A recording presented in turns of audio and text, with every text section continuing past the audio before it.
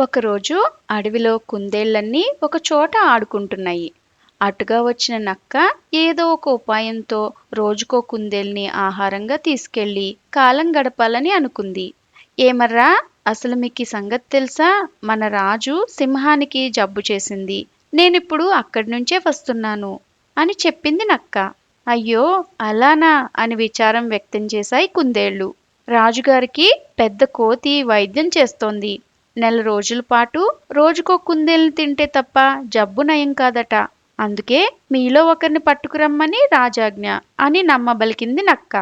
ఆ మాటలు నమ్మి రాజంటే ఉన్న భయంతోనో భక్తితోనో రోజుకో కుందేలు నక్క వెంట వెళ్ళసాగింది. నక్క దాన్ని చంపి రాజు పేరు మీద మాంసాన్ని కడుపారా లాగిస్తుండేది. 4 రోజుల తర్వాత రాజవైద్యుడు కోతి కుందేళ్ల దగ్గరకు వచ్చింది. కుందేళ్లు రాజుగారి ఆరోగ్యం గురించి అడిగాయి. వాటి మాటలు విని కోతి పెద్దగా నవ్వింది. రాజుగారికి ఏ అనారోగ్యమూ లేదు. జిత్తులు మారి నక్క మిమ్మల్ని మోసం చేసి దాని ఆకలి తీర్చుకుంటోంది అని చెప్పింది. దాంతో కుందేళ్లన్నీ నక్కకు తగిన బుద్ధి చెప్పాలనుకున్నాయి. మర్నాడు రోజులాగే నక్క ఒక కుందేలుని తీసుకెళ్ళడానికి వచ్చింది. నక్క బావా, కాసేపు తాడులాగే ఆట ఆడుకుందామా? మేమంతా ఒకవైపు ఉంటాం, నువ్వొక్కడివి మరోవైపు ఉండాలి. ఎవరు గట్టిగా లాగితే వారే విజేత అని చెప్పాయి కుందేళ్లు.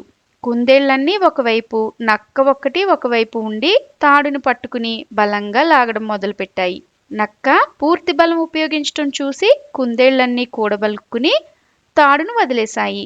నక్క ఒక్కసారిగా వెనకాలన్న పెద్ద బావిలో పడిపోయింది. దాని పీడ విరగడైనందుకు కుందేళ్లన్నీ సంబరపడ్డాయి. ఇలాంటి మరెన్నో కథలు వినాలనుకుంటే తెలుగు కథ వింటారా ఛానల్ని సబ్స్క్రైబ్ చేసుకుని పక్కనే ఉన్న గంట సింబల్ని ప్రెస్ చేయండి. మరొక మంచి కథతో మళ్ళీ కలుద్దాం.